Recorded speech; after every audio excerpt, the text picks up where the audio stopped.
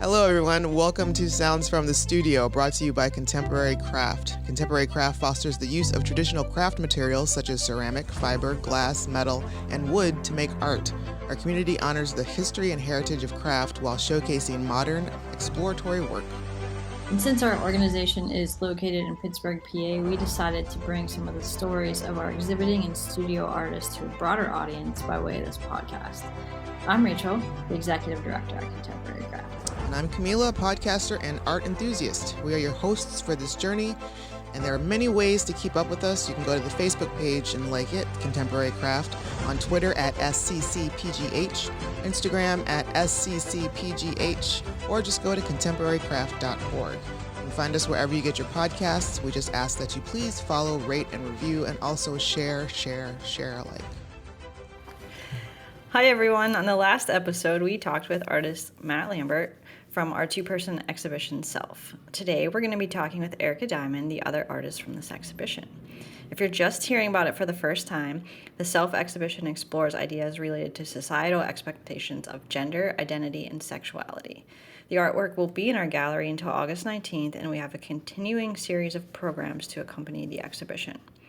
The timeliness of this podcast airing in June is, of course, that we'll all be celebrating Pride with activities in our space, as well as our team will be out and about in the Pittsburgh region with hands-on activities at various festivals. We hope to see you this month and to be in solidarity with you around all of this work in the Lgbtqia community. Well, happy Pride Month. So what are some of those activities that's going on at Contemporary Craft, Rachel? So Lawrenceville Corporation has kind of rounded up all of the Lawrenceville businesses to do a Lawrenceville-specific Pride. We will be at Bay 41 on June 17th, as well as we'll be doing some exhibition tours here at Contemporary Craft that day, as well as having some hands-on weaving that is free and available for people to take, mini looms. We're doing Pride in the Park at Fox Chapel. So there's a number of things. Yeah. They don't be on our website. That's awesome. Okay, cool. Well, welcome to Sounds from the Studio, Erika. Thank you so much for having me. It's nice to be here with you both. Oh, that's great. I'm sure Rachel has a lot that she wants to dive into. How has the exhibition been going so far? Great. I mean, it's going wonderful. Everything has been really well received, and steady stream of people coming in to see the work and kind of having an astonishment of how wonderful and amazing Eric and Matt have really paired together. So, Erika, are you here in Pittsburgh right now, or have you gone back to where you? No, I'm back in Asheville, North Carolina. Okay. Yeah, a little further away. Didn't you enjoy your stay here in Pittsburgh while you were here, or? I loved it. I love Pittsburgh anyway, and getting to be just with the whole staff and crew at Contemporary Craft was delightful. We stayed in housing together, Matt and I, so we got to know each other while we were in town, which was a really lovely addition to the whole experience. So no complaints. Really great experience. That's awesome. Erika, thank you so much for being with us again today. It's been a total joy to get to know you and your work over the past year, and I'm looking forward to sharing some of that, more broadly with the listeners today. As I've kind of already told you, but just again, I've been incredibly taken by your artwork. There's such a strength in your messages, and it's oftentimes created with objects that the viewer might at first glance consider to be delicate or fragile, such as eggshells, or from a distance what looks like it might be considered a soft fabric. But, if you think about it, eggshells, of course, need a force in order to break them, and the fabric is often Kevlar or other things. So not necessarily talking about Self yet. I just wonder if we can talk a little bit about your practice. So what do you come to first, if one or the other, the depiction of a concept or the exploration of a material?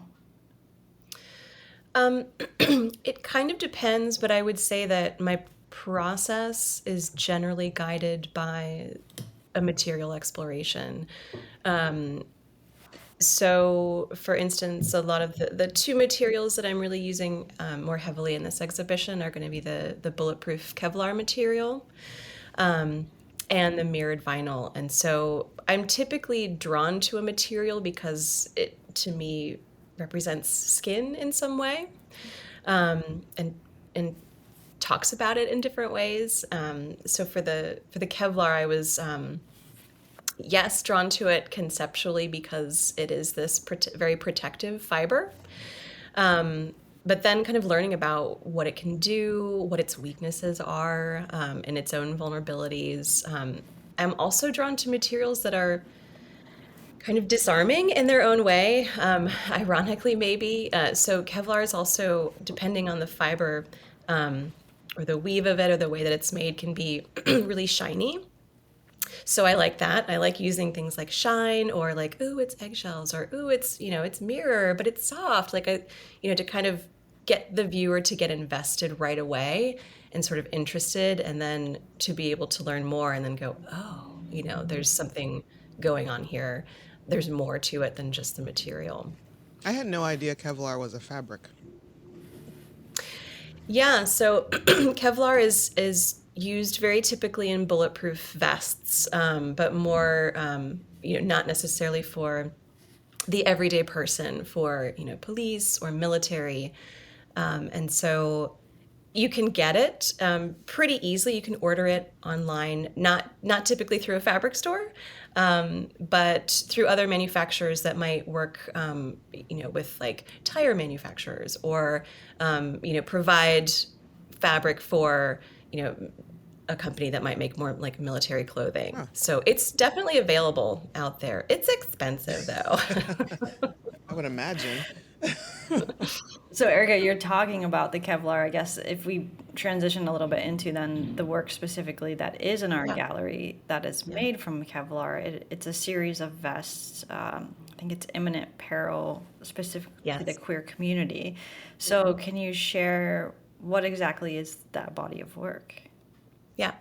So Imminent Peril Queer Collection is a series of bulletproof vests that are fashionable, and intended to be worn by specific people that are a part of my own queer community. So they're all, the project started as a reaction to the Pulse nightclub shooting in 2016.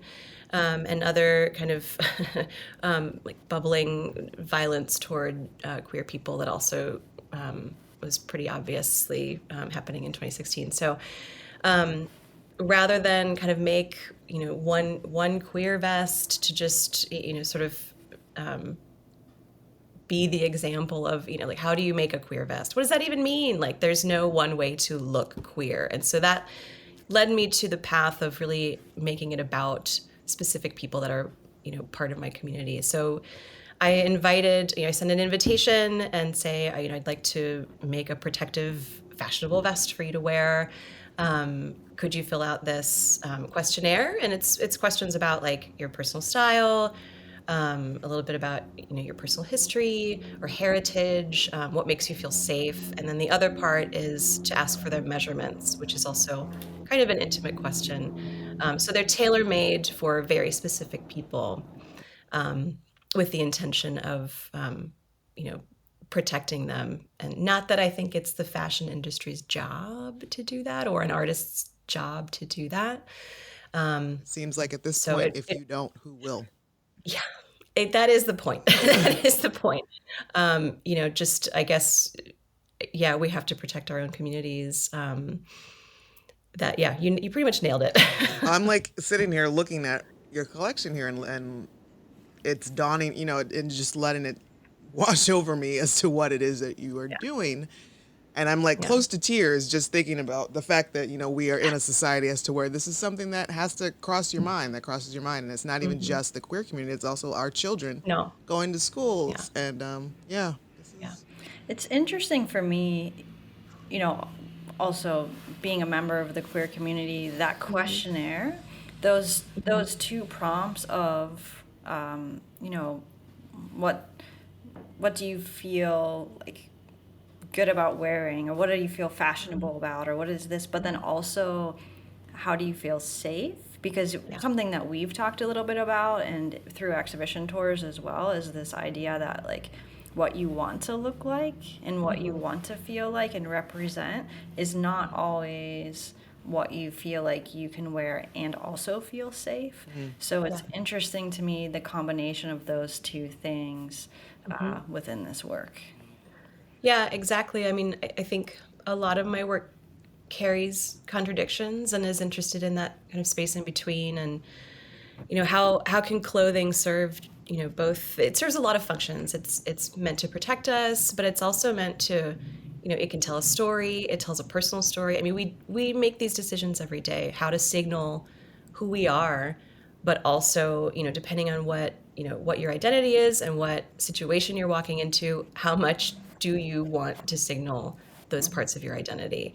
And this is kind of a way to be able to do both, while acknowledging that not everybody has the privilege of being seen and protected at the same time.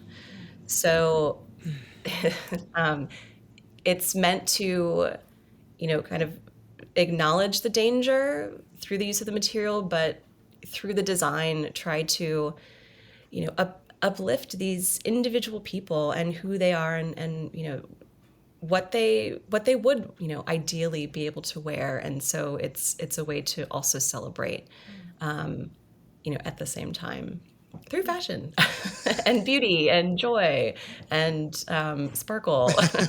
Right.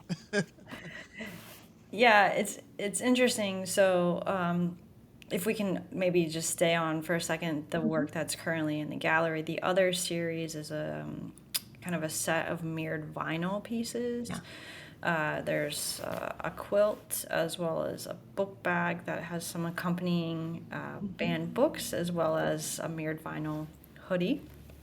And I think most specific to the quilt, you cite with that work that there are roughly 10 to 15% of youth that identify as LGBTQIA plus in the U.S., and then nearly 40% of the youth that are experiencing homelessness and in housing insecurity identify as LGBTQIA. So can you talk to us about the pairing of those two statistics and why that's important to you and what kind of drives you to make work specifically about youth? Yeah. So it really stems from the Kevlar vest project. Almost everybody that I interviewed for the project, that first question is, where do you feel the most safe? And it was always at home. And then kind of during the pandemic, actually, it really made me think a lot about that, as a queer adult, I think we're able to control what our home feels like. We're in charge of that environment. We can, we have our chosen family as well as our biological family. But, kids who, are under the guardianship of their parents maybe didn't have the opportunity, that, privilege of feeling safe in their own home. So that for me was another kind of contradiction that made me realize that, I focused a lot on queer adults in this first project, and youth right now are facing just a whole lot of extra layers of discrimination and legislation. Don't say gay. So you can't be or say gay in school, at least in Florida. So that's where the book bag came from. I wanted to kind of put a fine point on that by referencing it. And that whole series, I have to also acknowledge, was supported by an exhibition at Virginia Museum of Contemporary Art, which was looking at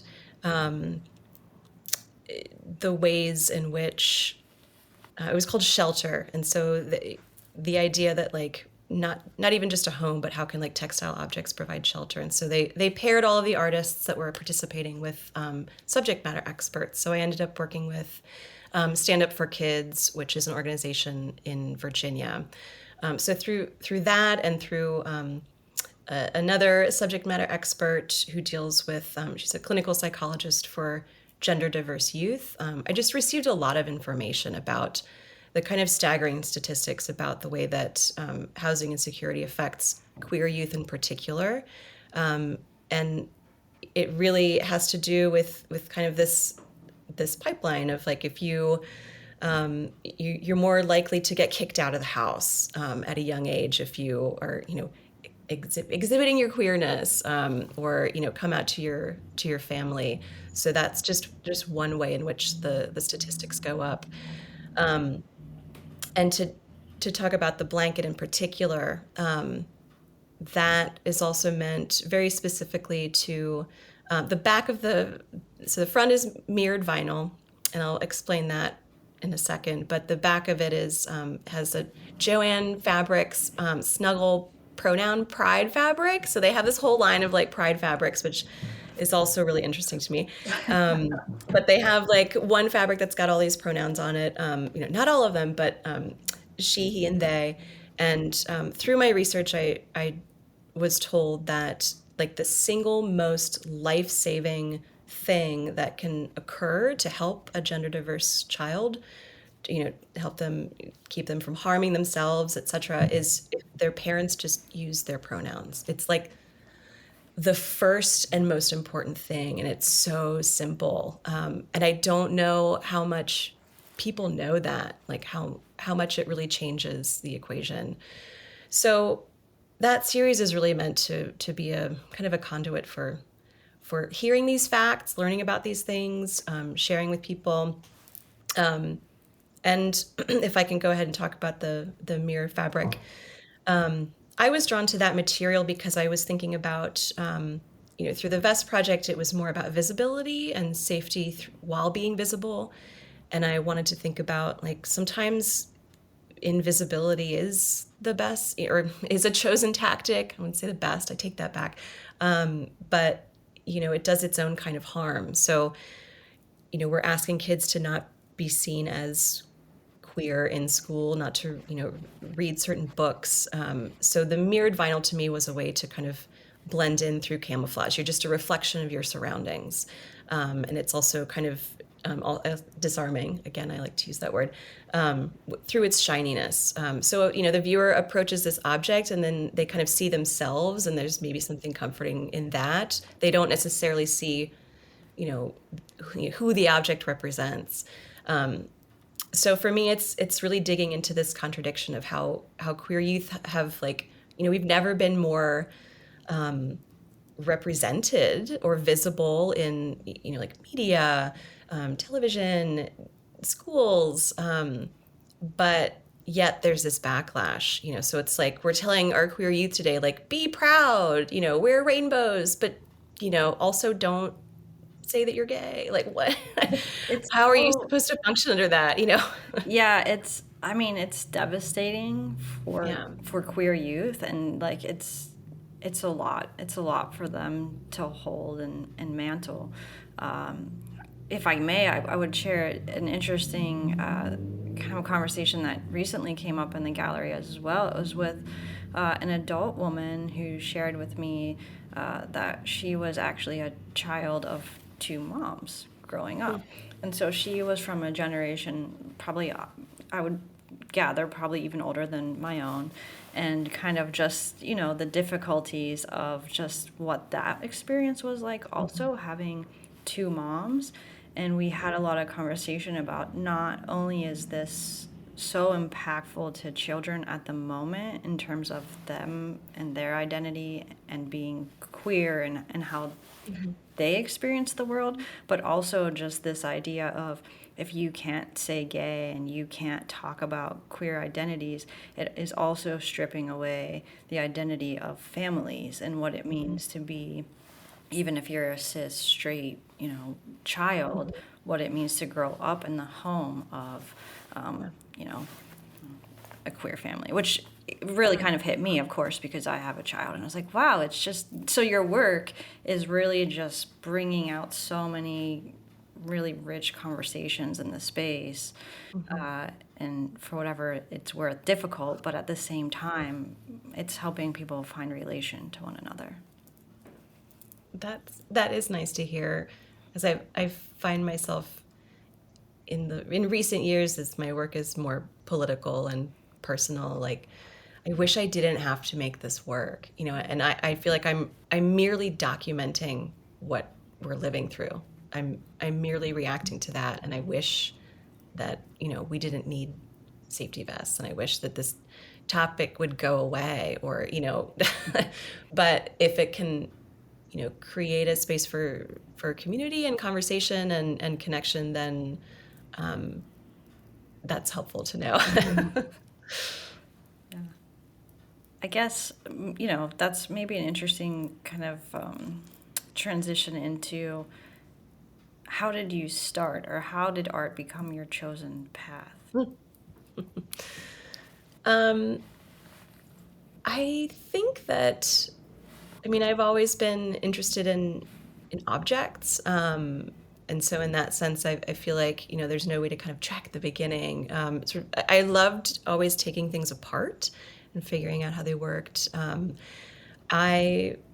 When I was younger, focused more on academics, but I think that that's actually served me. Like I don't necessarily read a lot of like art theory. I read about like, ooh, how do molecules work? Or like, what is it? Can like electrons go from one body to the next? Or, things like that I find really fascinating and inform my work, maybe in more like material ways, but also conceptually.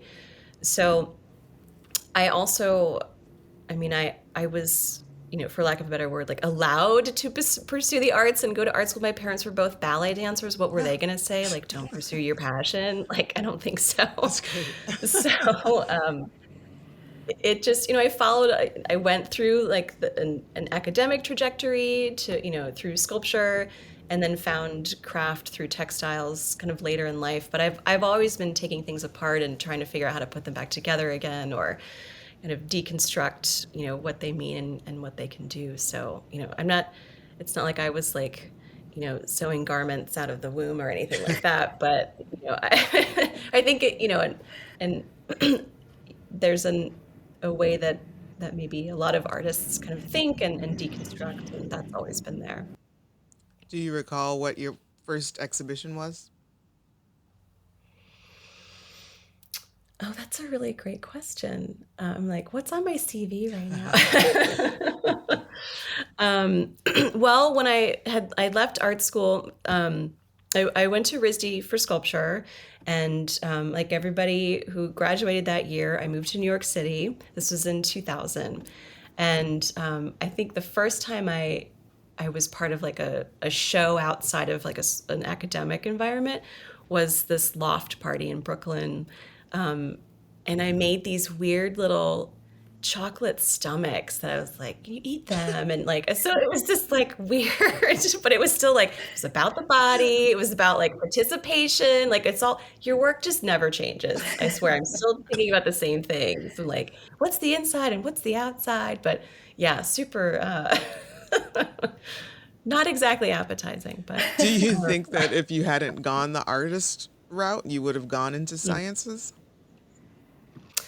I think I would have gone into something more tangentially related to design, like architecture or something like that. There is a part of me that's like, if I had the gall, I would have gone into I would have in another life been a surgeon, but my nerves just couldn't handle it. But I like working. Just my hands are kind of everything to me. I love working really in a really detailed way. I'm not gestural. I'm no painter for sure, but so me with a tiny tool in my hand feels really comfortable. So if in some other life I am saving lives and have lots of money. Nice. It's a comforting thought. Right. So, Erika, something kind of standard that I ask that I'm curious about is whether or not you've had any mentors in the field or otherwise maybe collaborators. Yeah, I was kind of brought into the craft field by Sonia Clark. And so she was my advisor at Virginia Commonwealth University. And we had met at an artist residency previous to that. And I was like, oh, well, if this is what textiles can be, I am in, sign me up. Like, I get it. And so I think the way that she thinks about materials and makes long and meandering connections between materials and concepts over time and throughout bodies of work. Like, it's not about making this one thing and this one statement. It's like she's been chewing on these ideas and these materials for many, many years and still thinking of new ways to reconstruct them and to make them relevant and address issues that are current but also rooted in history. So I would say she's my kind of biggest influence and mentor. But I'm also interested in how do I fit into a field of artists who make non-functional garments, or where the garment work that is conceptual. And so Nick Cave is, of course, a huge influence, and also the way that he kind of covers the body for protection, but also, through these materials is able to really kind of display an exuberance that comes from the inside. So I would say that's another one. And just fashion-wise, also Alexander McQueen. Like, I think that was a big influence on me too. I saw an exhibition at the Met several years ago, and it clicked for me. It was like, I can do this. Like, I can work with garments in a, I can talk about, mortality, and I can talk about, these kind of uncomfortable subjects, but it can be just like tragically beautiful. And so that was my kind of like green light to just like, okay, be my little like goth heart was like, I can I can use the garment in this way. And it not even, it doesn't even have to be wearable. It can be somewhere between, fashion and sculpture. And that's where I think about a lot of my work. And on the So those would be, yeah, my kind of main influences. And then even actually other artists like Janine Antoni, who was kind of a hero of mine as a younger artist, just looking at the ways that she thinks about the body in super interesting and deep ways. And on the flip side, have you or do you think you have served as a mentor to anybody yet? Oh, I love that question. It's something I've been thinking a lot about in recent years. I kind of stopped pursuing teaching, and I also don't have children, and most likely will not. And so it's something I've been thinking about as a way to kind of, pass on things that have been passed on to me. And I did actually have a queer artist reach out to me to ask me to be a mentor. Like, this was like a professional mentor for this past year. And they just got into Cranbrook, so I'm really excited. But it's something that I'm interested in doing. I also, when I started working on the Kevlar vest project, this was at Platform, a residency in Denver. That's where I made the first vest and kind of realized this project. And part of that residency was to work with youth from underserved areas. And it's the first time I worked with like high school kids, and I was terrified. They are 'Cause I was terrifying, like, high school kids. do I have to like scold people? I mean, I don't know. I just, yeah. So, but I had a really great time, and I think they did too. I mean, I was like having them weave tapestries, and that is some like slow meditative work, but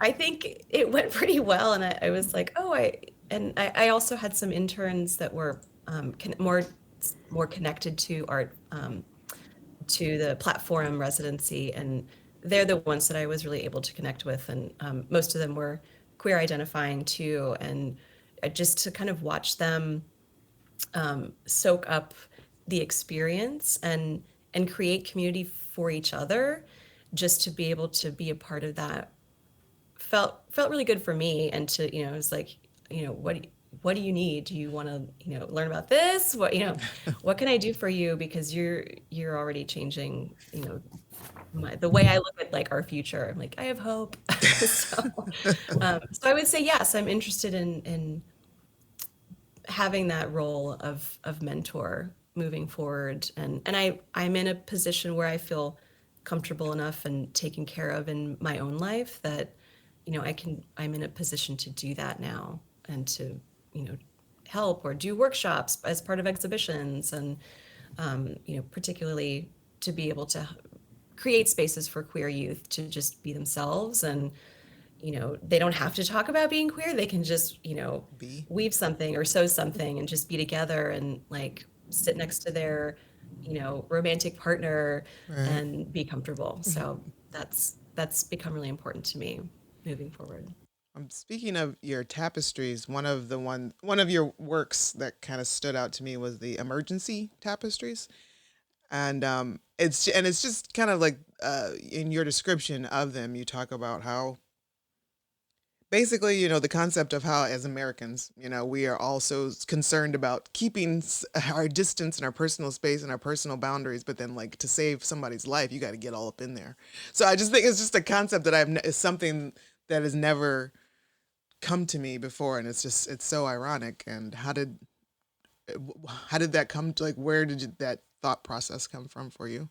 Yeah, I started thinking about it while doing other work, and I had saved an airline manual, and I became kind of obsessed with the mother and child imagery of like the woman puts, you're supposed to put your mask on first, and it just really struck me how like counterintuitive that is. I was Mm. thinking about my own mother, and I'm like, there's no way Kathy Diamond is gonna not put my mask on if she does. Like, thinking back to like if I, when I was younger, that would have been so hard for her to do. So I think I was really just thinking about that weird moment where you have to make these decisions. Like, do I save myself? Do I save someone else?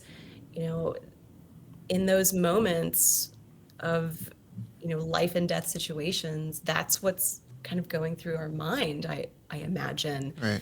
And I guess in life, if you can draw out that moment, like we're constantly negotiating our own safety and vulnerability with people, whether it's physical or emotional.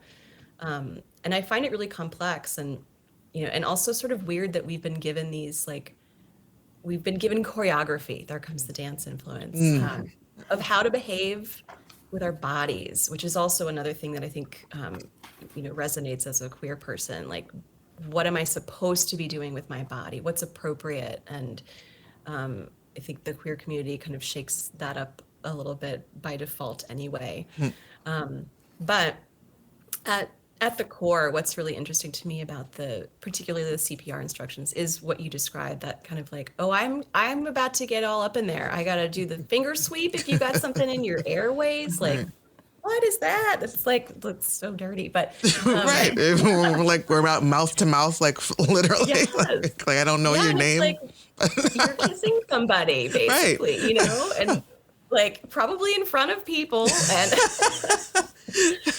so like the history of tapestry is usually reserved for these like epic heroic situations, and they glorify these specific individuals who've reached positions of power, and yet what about the people who actually do this like they save lives Right. of strangers, and they don't get any glory, they Right. just save someone's life. And so it makes me think a lot about first responders and people in the healthcare industry, and Right. like who are the real heroes. And it's everyday people. It's not just you know monarchs or people or rich people who can afford to pay for tapestries to Right. be made of themselves, at like their wedding or Yeah, all let's be kinds of. real. Like that's what the majority of those are, or somebody's paid. That is exactly it. They were commissioned. And, so I'm like, well, what stories should tapestries be telling now? Not necessarily like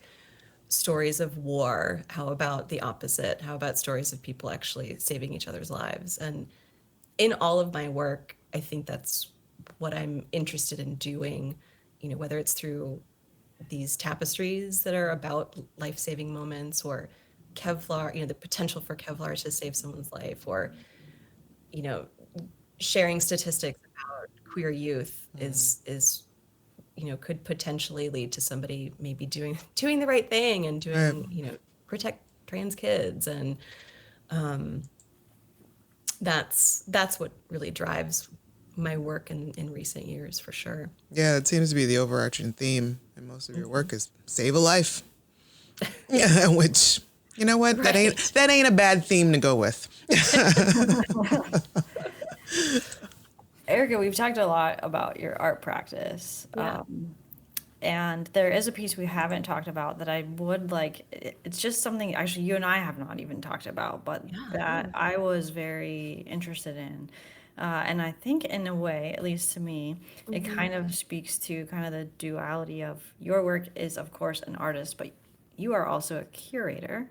Yes. Uh, and so, one of your pieces, though, as an artist, the Crush Keep piece. Oh my God, yes. Uh, and yeah, I know we're getting to the end of time and it's a little bit off topic, but I still want to Also, talk about it if we can, because according to your writing about the piece, it yeah. is a metaphor for the beauty and burden of constructing and maintaining relationships, Yeah. which was during an artist residency at Black Iris Gallery. Yeah. And if I understand correctly, visitors like donated a piece of a fabric scrap, Hmm. and I think they were connected. They ended up on the Yeah. wall, the floor, like everywhere. And then at the culmination, you kind of dissected it from the space. You wore Yeah. it, and then you kind of did a performance, or you walked through Hmm. the neighborhood wearing this piece.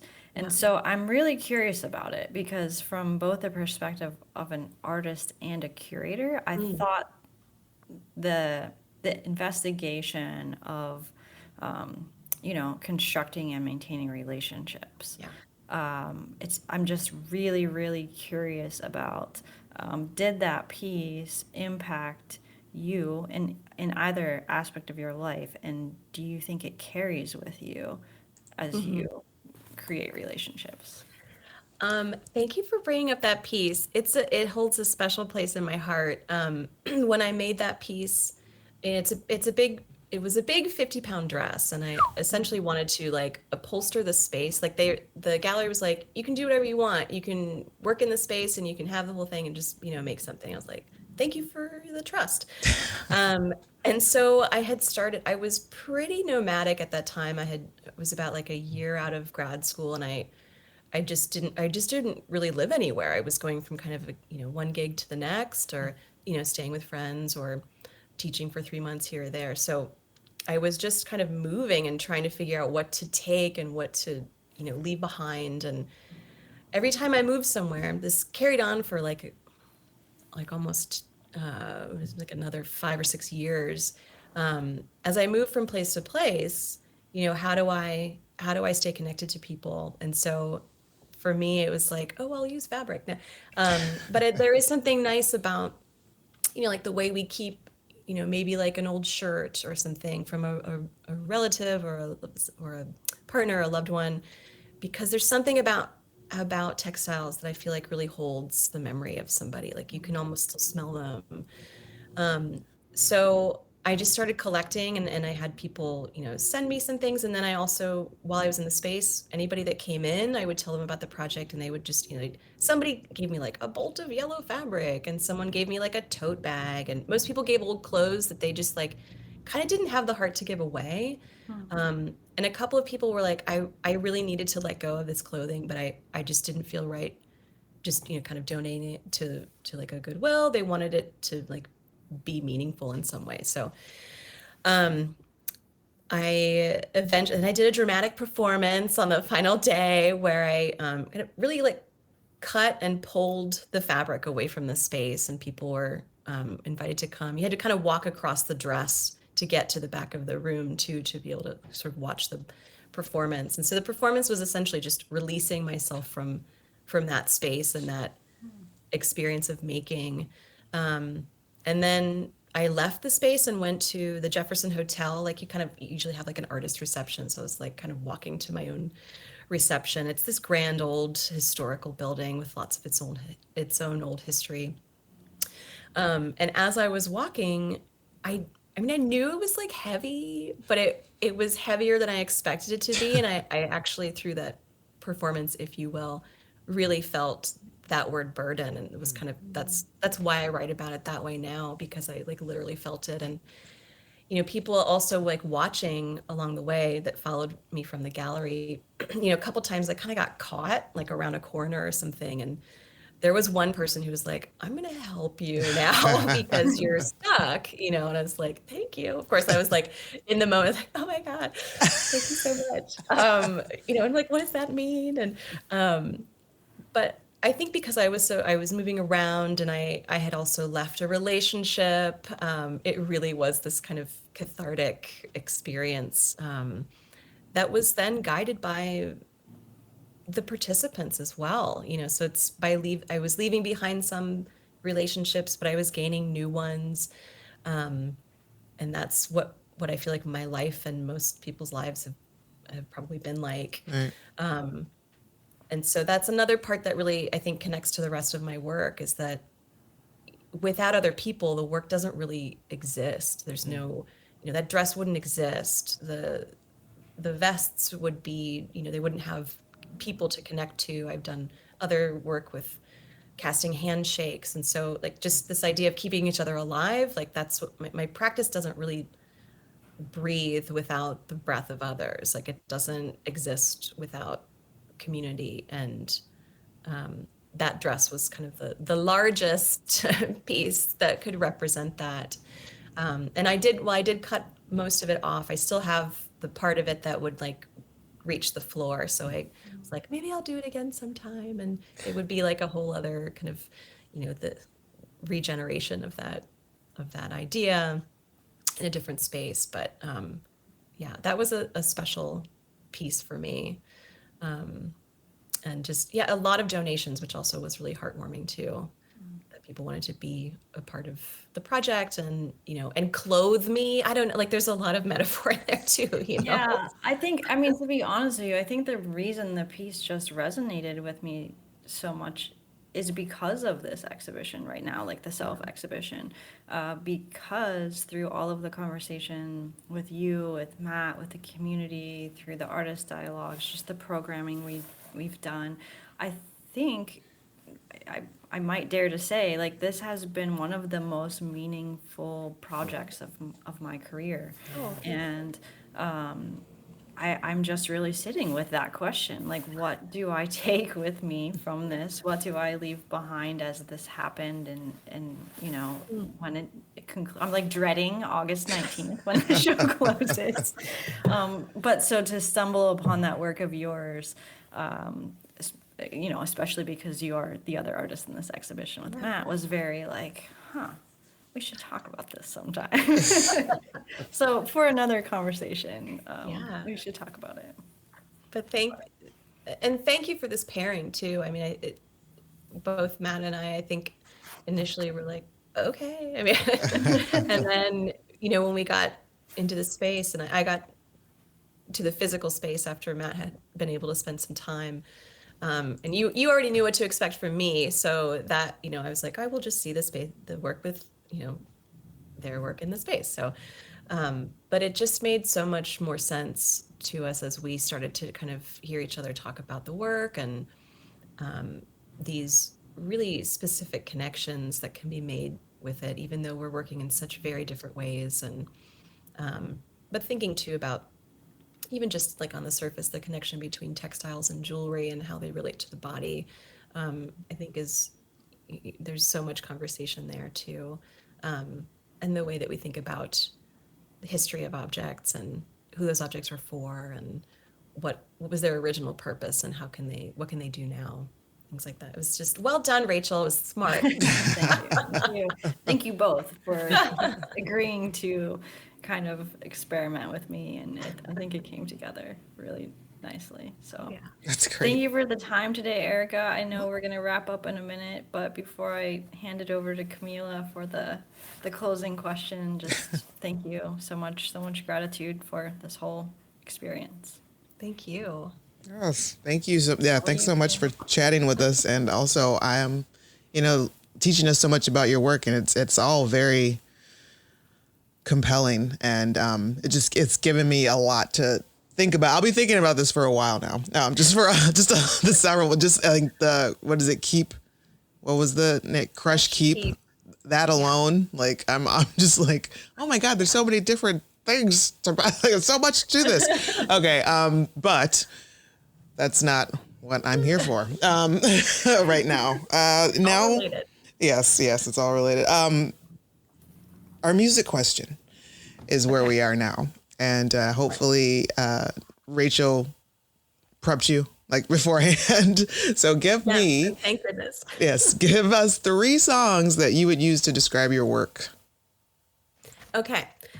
So it mostly relates to the work that's on view at Contemporary Craft, but I would have to say Unstoppable by Sia. Nice. I like it. And also Bulletproof by LaRue. Kind of going for the obvious, but still. And then the last one, I would have to say Love Song by The Cure too, because also that's my favorite band. I mentioned my little goth heart earlier. But I think all of this work really is, it's a love song, but it's about immortal love, you know, no matter where you are, no matter how long, it's, you know, love is timeless. And that's what I think this work is about too, love. Oh, that's great. Yeah, so you all, we have, if you're just now tuning in for the first time to the podcast, we do have a playlist, a running playlist of all of our artists and what they have given us as their 3 songs to describe their work. So it's all on Spotify, Sounds from the Studio playlist. And you'll also find the episodes of the podcast there as well. So please go follow, listen, and rock out to them. Thank you, Erika, once again. And like, where can people find you online if you want them to? ErikaDiamond.com. Perfect. Sounds from the Studio is produced by Rugged Angel Productions for Contemporary Craft. Hosted by Rachel Rurick and Kahmeela Adams with production support by Mandy Wilson. Please subscribe to and rate the show wherever you get your podcasts. And don't forget to share. Thanks for listening.